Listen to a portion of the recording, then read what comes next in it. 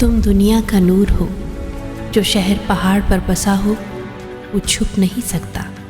और लोग चिराग रोशन करके पैमाने के नीचे नहीं बल्कि चिरागदान पर रखते हैं, ताकि उन सबको जो घर में है रोशनी पहुंच जाए। इसी तरह तुम्हारी रोशनी आदमियों के सामने चमके, ताकि वो तुम्हारे नेक कामों को देखें और तुम्हारे बाप की जो आसमान पर है तमजीद करें।